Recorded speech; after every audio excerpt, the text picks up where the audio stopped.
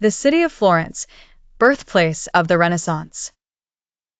In the heart of Italy, nestled between the rolling Tuscan hills, lies the city of Florence, a place where history, art, and innovation collided to change the course of the world. 5 centuries ago, this city's narrow cobbled streets and grand stone buildings were alive with the hum of creativity, ambition, and rebirth.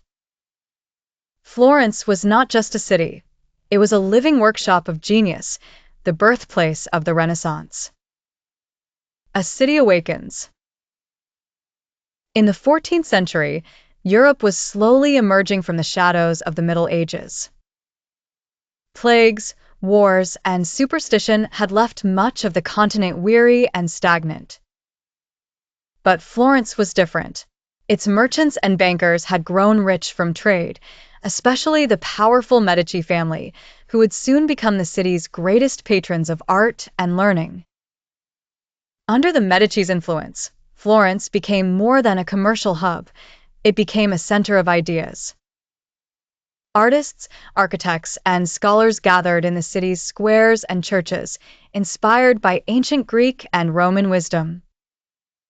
The people of Florence began to see the world not as a place ruled by fate, but as one shaped by human creativity and intellect. The spark of genius. Among the young minds walking the Florentine streets was Filippo Brunelleschi, an architect with a daring dream. When Florence decided to build a great cathedral, the Santa Maria del Fiore, no one could figure out how to construct its massive dome. Brunelleschi, studying the ruins of Rome, rediscovered old techniques and invented new ones. His dome, completed in 1436, became not only an architectural marvel, but a symbol of human possibility. At the same time, painters like Giotto and Masaccio were experimenting with perspective, bringing depth and life to flat walls. Their work made saints and angels seem to step out of their frames, as if heaven itself was touching the earth. The rise of the masters. Then came the giants. Leonardo da Vinci, born near Florence, filled his notebooks with sketches of flying machines, human anatomy, and mathematical puzzles. His curiosity knew no bounds. He was an artist, scientist, and philosopher in one. Michelangelo Buonarroti, also from Florence, carved marble into living flesh. His statue of David, standing proudly in Florence's Piazza della Signoria, captured the very spirit of the city, bold, intelligent, and unafraid. Sandro Botticelli, inspired by myth and beauty, painted the birth of Venus, blending classical ideals with Christian themes.